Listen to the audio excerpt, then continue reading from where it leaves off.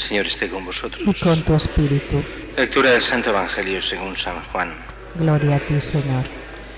En aquel tiempo Pedro, volviéndose, vio que lo seguía el discípulo que Jesús tanto amaba, el mismo que en la cena se había apoyado en su pecho y le había preguntado: Señor, ¿quién es el que te va a entregar?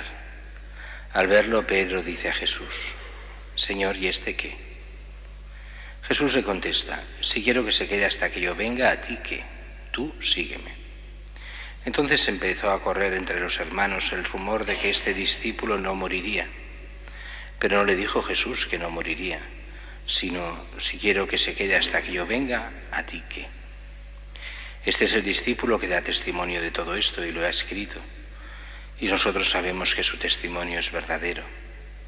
Muchas otras cosas hizo Jesús. Si se escribieran una por una, pienso que los libros no cabrían ni en todo el mundo. Palabra del Señor. Gloria a ti, Señor Jesús.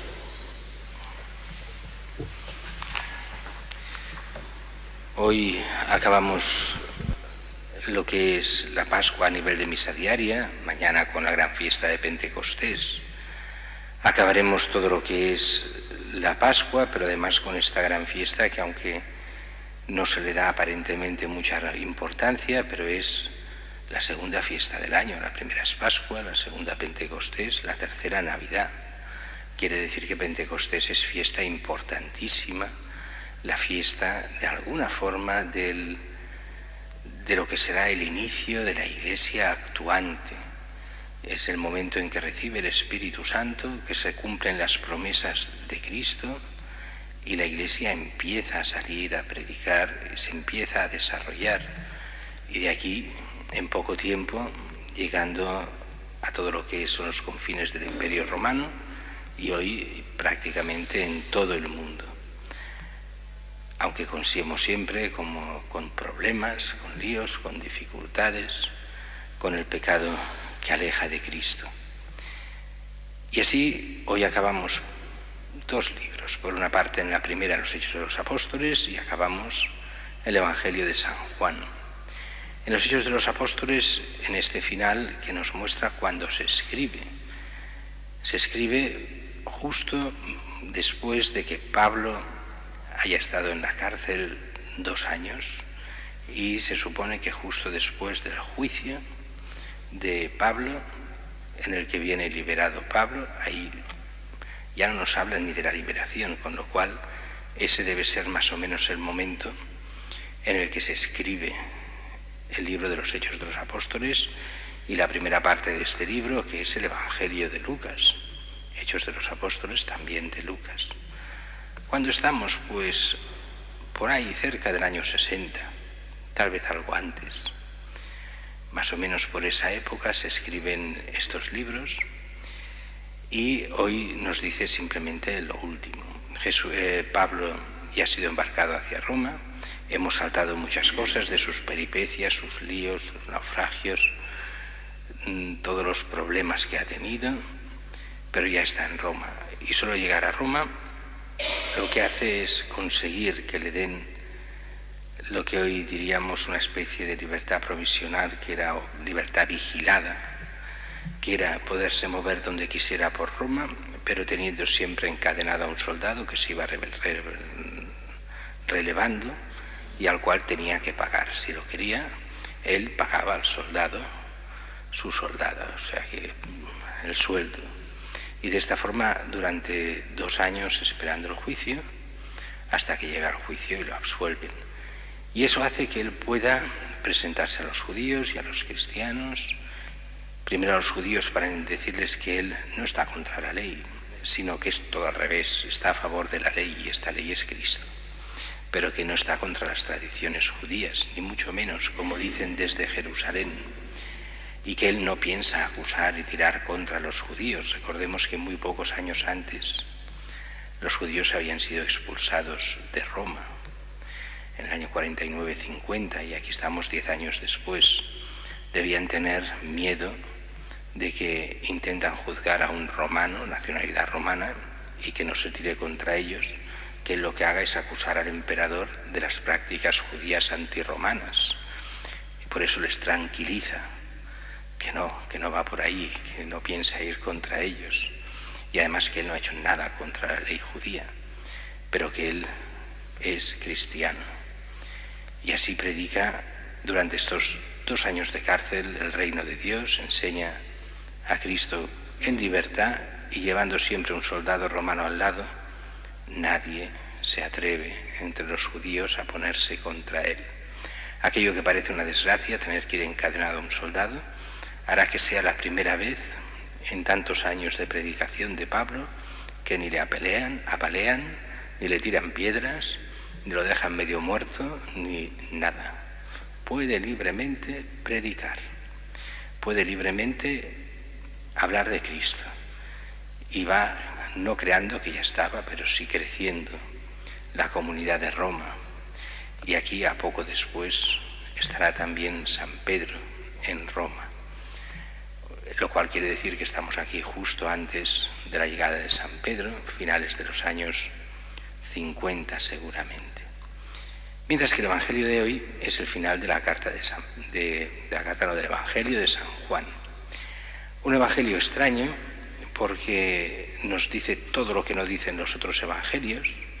Este Evangelio es el más nuevo o el menos antiguo, finales del siglo I, se supone, aunque yo tengo mis teorías que es justo antes del año 70, pero eso es otra historia. Y donde es Juan el que completa los de otros 3 evangelios.